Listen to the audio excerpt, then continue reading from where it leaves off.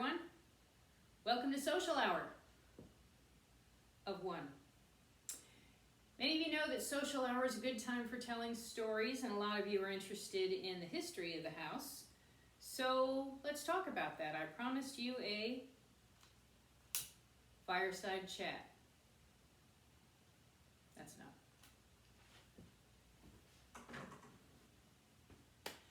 Fairbanks House was built in 1885 by the Fairbanks family, hence the name. Interestingly, one family had it much longer than the Fairbanks family, the family by the name of Hale, but we'll get to them in a minute. In 1865, George Fairbanks was married to Susan Fairbanks. Second marriage for both. Interestingly, they were married to brother and sister. So George Fairbanks' wife passed away. Her brother, who was married to Susan Fairbanks, passed away, leaving a widow and a widower, each with children. As was common in the day, they married each other. It was considered a marriage of convenience, but people in the know have said it was a marriage of love. So it's a happy story. So they got married. Susan was significantly younger than George. George and his wife had 5 children. They had 4 daughters and a son. Susan had a little girl. And when they got married, they had one more child together. So they needed a pretty big place. And they didn't actually build this until later because Susan wanted a house big enough for all of the grandchildren. So she got it. She definitely got it. The Fairbanks wanted to have the best house in town, but they wanted everyone to be able to see it. So they bought 4 lots and put it right in the middle. Many of you who have been here are familiar with the Silk Stocking District, which is actually on the north side of Center Street. That goes along 6th Street there, and there's some beautiful, magnificent homes there. So that was the Silk Stocking District. If you couldn't afford silk stockings, you couldn't visit people in the Silk Stocking District. So that side of town was finished, and George wanted a lot of land, and so that's why he came over here on the south side of Center Street. There was not much development here, and he bought half a city block. So he bought 4 lots and put the house right in the middle, giving us a little over an acre of grounds, which is wonderful because we have room for parking, for pool, gazebo, gardens all the way around, and 3 cottages as well. So we're very happy that the Fairbanks were rather vain and wanted to have that great house. And so it was completed in 1865. It had one of the cottages was there in 1865. But to keep up a place like this, and I'll be honest, I don't know how many rooms we have because every time I start to count, I get halfway through and we get a phone call. So it's a lot. It's a lot. I think you know it's a lot.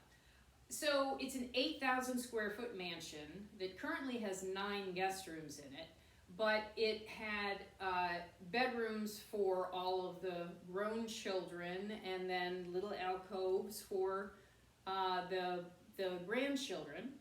And it was a very happy place. And it started with a 1 cottage. But then there was a lot of labor required to keep up a place like this. So then a servants' quarters was built.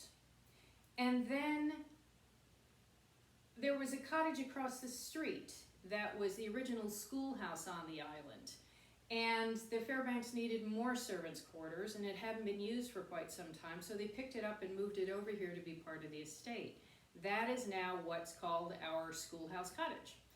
So lots of teachers like that, but no education required. You can just have a wonderful time in the jacuzzi if you want. It's fine.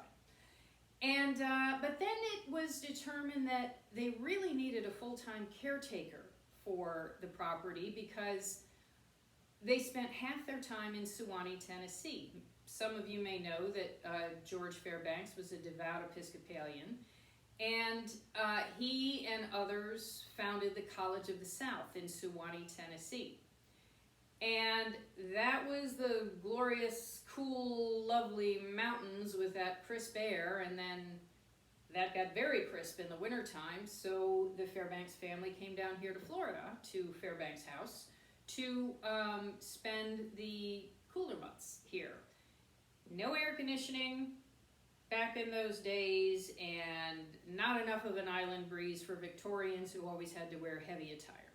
So they would desert when it got warm and went up to the mountains and then came back down for the fall and winter every year. And they needed a caretaker while they were away, and actually while they were here too, because it's a pretty big property. And so when the next house in line went on the market, it was a very small house, one of David Yulee's railroad workers' houses. Fairbanks bought that from Yulee, and then had enough for a caretaker. The Fairbanks even had a full-time woodcutter.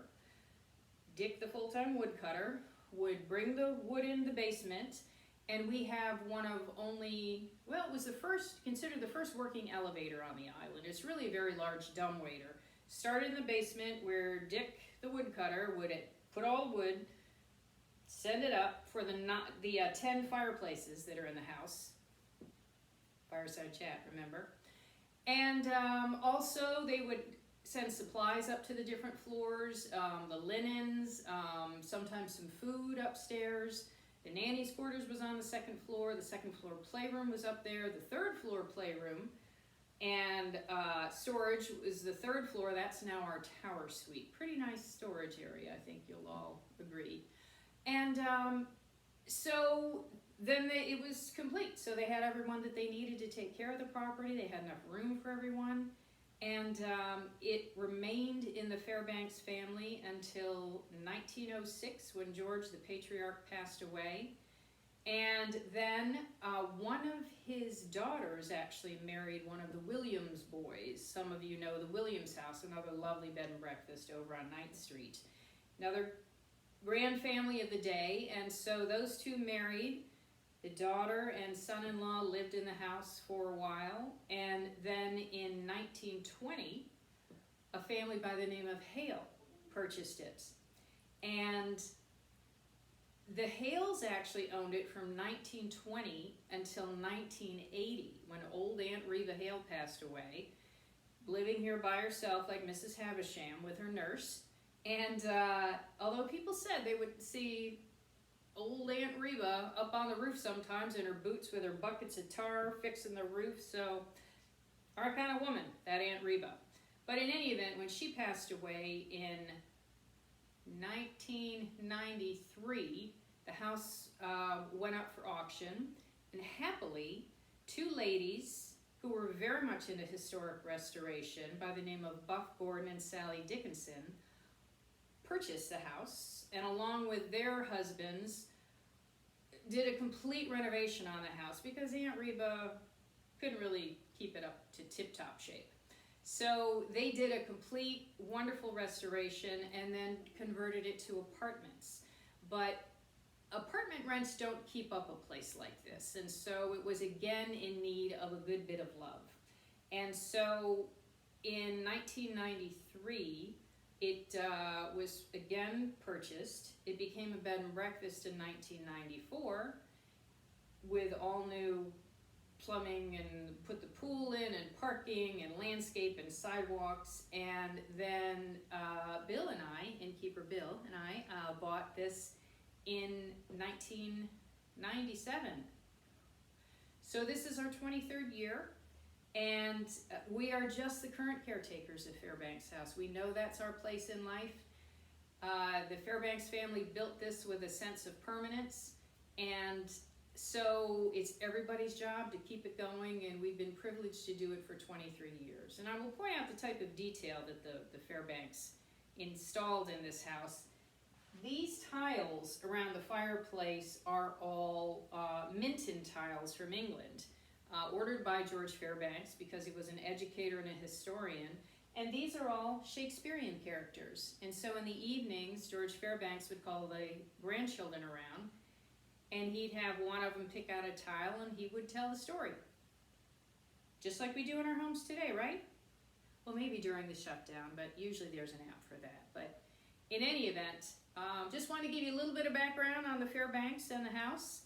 And we certainly hope that you will continue to tune in, because take you on a tour of some rooms and we can provide a virtual Fairbanks House experience while you're all being good, being very good, and staying home and washing your hands. So we miss you, we love you, can't wait to see you again, but in the meantime, hope you pick up a little more information. Thanks.